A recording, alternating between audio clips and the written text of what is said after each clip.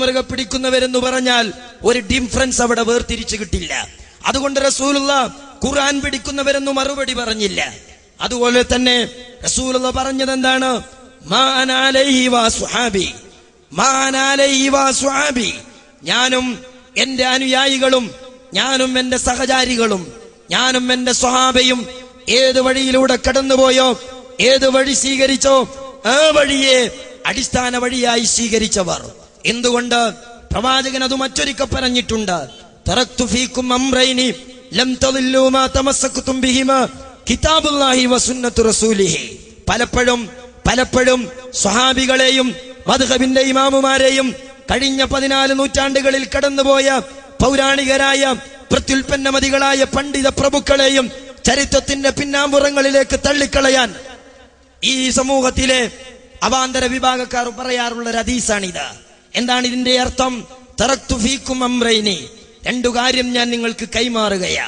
ലൻ തദില്ലു മാ തമസ്സക്തും ബിഹിമാ, ആ 2 കാര്യങ്ങളെ നിങ്ങൾ ഏറ്റെടുത്താൽ നിങ്ങൾ വഴികേടിലാവുകയില്ല, ഭിന്നിക്കുകയില്ല, ചിത്രിക്കുകയില്ല. ഏതാണ് ആ 2 ഘടകങ്ങൾ? കിതാബുല്ലാഹി വസുന്നത്തു റസൂലിഹി, അത് അള്ളാഹുവിന്റെ ഖുർആനാണ് ജനങ്ങളെ, പ്രവാചകന്റെ ചര്യയാണ് ജനങ്ങളെ എന്ന് റസൂലുള്ള പറഞ്ഞിട്ടുണ്ട്. എന്താണ് ഇതിന്റെ അർത്ഥം? ഇതിന്റെ അർത്ഥം ഒദായിലെ സാധാരണ മുസ്ലിങ്ങൾക്കിടയിൽ ജിന്നുണ്ടോ ഇല്ലേ എന്ന ഒരു തർക്കം വരുമ്പോൾ ഒരു വിഭാഗം മൗലവിമാർ ജിന്നിനെ കൊതുകും ചെള്ളുമായി ചിത്രീകരിച്ചു എന്ന് വരുമ്പോൾ മറുവിഭാഗം ആളുകൾ അന്ധമായി അതിനെ അങ്ങേയറ്റം ഏറ്റെടുക്കുകയും ഒരു വേള അതുതന്നെയാണ് പടച്ചവൻ എന്ന ഘടകത്തിലേക്ക് എത്തിപ്പെടുകയും ചെയ്യുമ്പോൾ ഒദായിലെ സാധാരണ മുജാഹിദ് കാരണവന്മാർ എന്തു ചെയ്യണം? അവർ നേരെ ഖുർആനിലേക്ക് മടങ്ങണം, അവർ നേരെ ഹദീസിലേക്ക് മടങ്ങണം. ഏത് വിഷയത്തിൽ പഠിച്ചു എന്ന് പറയപ്പെടുന്ന മൗലവിമാർക്ക് വരെ ഗണ്യമായ തീരുമാനത്തിലെത്താൻ കഴിയാത്തൊരു വിഷയത്തിൽ ഈ രാജ്യത്തെ സാധാരണക്കാർ ഖുർആൻ പഠിക്കണം, പരിശോധിക്കണം എന്നാണോ ഇതിന്റെ അർത്ഥം? അല്ല. എന്തുകൊണ്ടല്ല? റസൂലുള്ള ഖുർആൻ തന്നു എന്ന് പറയുമ്പോൾ, ഹദീസ് തന്നു എന്ന് പറയുമ്പോൾ ഇന്ന് കാണുന്നത് പോലെ ഒരു ഖുർആനിന്റെ കോപ്പി ആ റസൂലുള്ള തന്റെ മുമ്പിൽ അനുയായികൾക്ക് കൈമാറിയിട്ടില്ല. അതുപോലെ ഹദീസിന്റെ ഒരു സമാഹാരം ബുഖാരി പോലെ മുസ്ലിം പോലെ തത്തുല്യമായ ഒരു ഗ്രന്ഥം റസൂലുള്ള കൈമാറിയിട്ടില്ല. പിന്നെയോ റസൂലുള്ള കൈമാറി എന്ന് പറയുന്ന ഖുർആൻ ഏതാണ്? റസൂലുള്ള കൊടുത്തു എന്ന് പറയുന്ന ഹദീസ് ഏതാണ്? ആ ഹദീസും ഖുർആനും ഏതാണെന്ന് റസൂലുള്ള തന്നെ വിശദീകരിച്ചിട്ടുണ്ട്. മഹാനായ നബി സല്ലല്ലാഹു അലൈഹി വസല്ലമ തങ്ങൾ കൈമാറിയ ഖുർആൻ ഏതാ?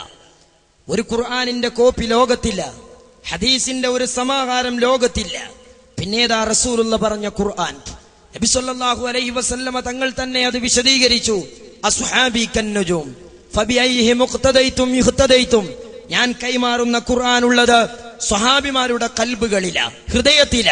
ഞാൻ കൈമാറുന്ന ഹദീസ്, ഞാൻ പഠിപ്പിച്ച ഹദീസ്, എന്റെ സുന്നത്ത്, അത് നിലനിൽക്കുന്നത് എന്റെ സ്വഹാബിമാരില. അതുകൊണ്ട് ഞാൻ ഖുർആനും ഹദീസും കൈമാറുന്നുണ്ട്.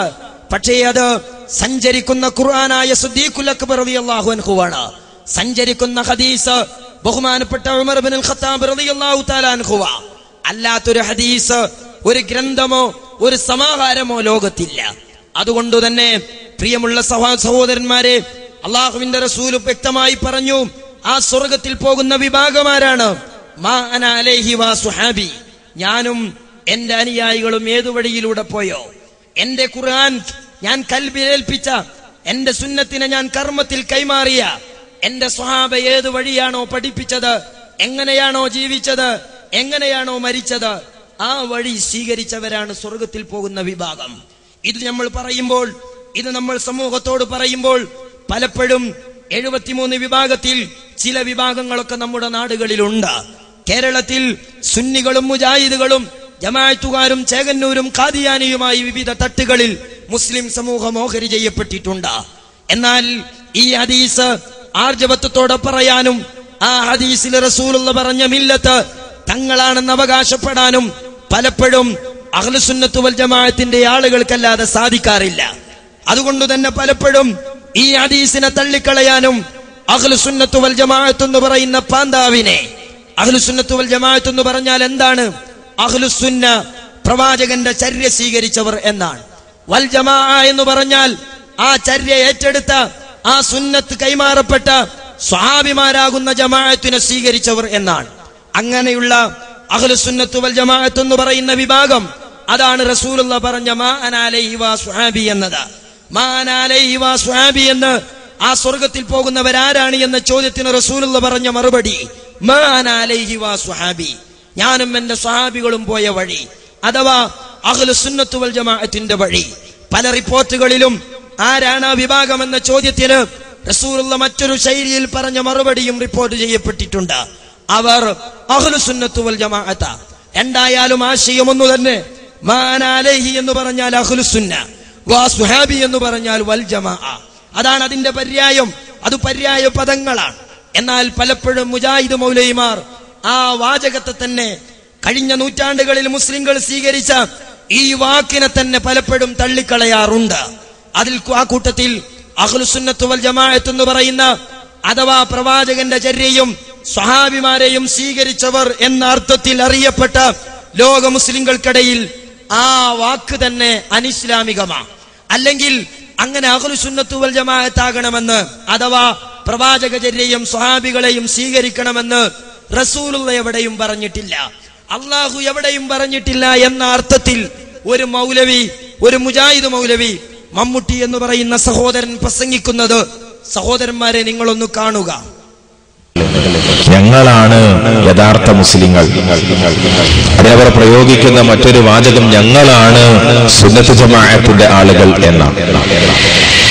ആരെങ്കിലും പറയാറുണ്ടോ ഞങ്ങൾ സുന്നത്ത് ജമാഅത്തല്ല എന്ന്? ഇല്ല. മുജാഹിദ് രണ്ട് വിഭാഗമുണ്ട്. സമസ്ത ഒന്നും രണ്ടും മൂന്നും അല്ല, ഒരുപാട് വിഭാഗമുണ്ട്. തബ്ലീഗ് ജമാഅത്തുണ്ട്, ജമാഅത്തെ ഇസ്ലാമിയുണ്ട്, തരീഖത്തുകാരുണ്ട്, സംഘടന വേണ്ടെന്ന് പറയുന്നവരുണ്ട്.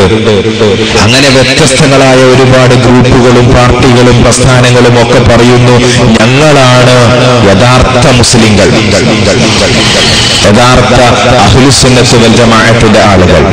ശരി, പ്രവാചകൻ ഏതെങ്കിലും സ്വഹീഹായ ഹദീസിലൂടെ നമ്മളെ പഠിപ്പിച്ചോ നിങ്ങളൊക്കെ സുന്നത്ത് ജമാഅത്താകണമെന്ന്? മുസ്ലിങ്ങളെ നിങ്ങൾ അഹ്ലുസുന്നത്ത് വൽ ജമാഅത്താകണമെന്ന് ഏതെങ്കിലും ഒരു ഹദീസിൽ നമുക്ക് കാണാൻ സാധ്യമല്ല.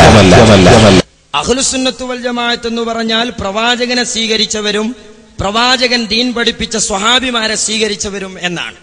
ആ അഹ്ലുസുന്നത്ത് വൽ ജമാഅത്തിനെ മമ്മൂട്ടി എന്ന് പറയുന്ന മൗലവി അതിനെ നിരാകരിക്കുകയാണ്. മാത്രമല്ല, ബഹുമാനപ്പെട്ട അബ്ദുർ റഷീദ് ഫത്തബിരിയം സഖാഫി ഏതാനും സമയങ്ങൾക്കകം ഇവിടെ വരാൻ പോകുന്നു.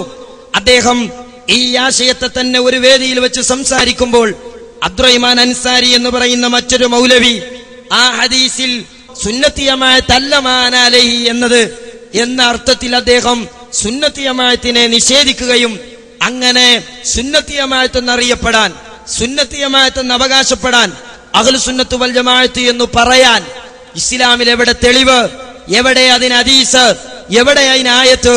അഹ്ലുസുന്നത്ത് വൽ ജമാഅത്ത് എന്ന് പറയാൻ എവിടെ തെളിവ് എന്ന അർത്ഥത്തിൽ പത്തപ്പിരിയം റഷീദ് സഖാഫിയെ അബ്ദുറഹിമാൻ അൻസാരി എന്ന് പറയുന്ന മൗലവി ഗണ്ണിക്കുന്നതും റഷീദ് സഖാഫി അവതരിപ്പിക്കുന്നതും നിങ്ങൾക്ക് കാണാം. പിന്നെന്താ പ്രവാചകർ പറഞ്ഞത്? വളരെ നിരീക്ഷിച്ച് വളരെ സൂക്ഷ്മതയോടുകൂടെ ഭാവി കണ്ടറിഞ്ഞ പ്രവാചകർ ഐഡന്റിറ്റി കാട്ടി നൽകുക. ആർക്ക്? ബൂത്തിൽ പോകുന്ന വോട്ടർമാർക്കല്ല, സ്വർഗത്തിൽ പോകുന്ന അനുയായികൾക്ക് റസൂലുള്ളാഹി നൽകുകയാണ് ഐഡന്റിറ്റി കാർഡ്. എന്താ അതിലുള്ളത്? ഹും അഹ്ലുസുന്നത്തി വൽ ജമാഅ, അവർ സുന്നികളാണ്. ഞങ്ങളെ നരകത്ത് കാക്കാൻ റഷീദ് സഖാഫി ചെയ്തണ്ട്. നിങ്ങള് റഷീദ് സഖാഫി റസൂലുള്ളാഹിന്റെ ഒരു പ്രവചനാന്ന് മനസ്സിലായി, പുലർന്നതാണ്. എന്റെ സമുദായം 73 വിഭാഗമാകും, അത് റസൂലുള്ളാഹി പറഞ്ഞിട്ടുണ്ട്. എല്ലാവരും നരകത്തിൽ ഇല്ലാ മില്ലത്തൻ വാഹിദ, ഒരൊറ്റ കക്ഷിയൊഴികെ. മൻഹും യാ റസൂലല്ലാഹ്, ആരാണ് പ്രവാചകരെ എന്ന് സഹാബത്ത് ചോദിച്ചു. അപ്പൊ റഷീദ് സഖാഫി വിശദീകരിക്കുക, ഹും അഹ്ലുൽ കിതാബി വസുന്ന, അവര് കിതാബും സുന്നത്തും മുറുകെ പിടിക്കണോരാണെന്ന് പറഞ്ഞില്ല, ഞങ്ങളാണ് അത് പറയല്. പിന്നെ ആരെ പറ്റിയാണ് റസൂലുള്ളാഹി സ്വല്ലല്ലാഹു അലൈഹി വസല്ലം പറഞ്ഞത്? ദീർഘവീക്ഷണത്തോട്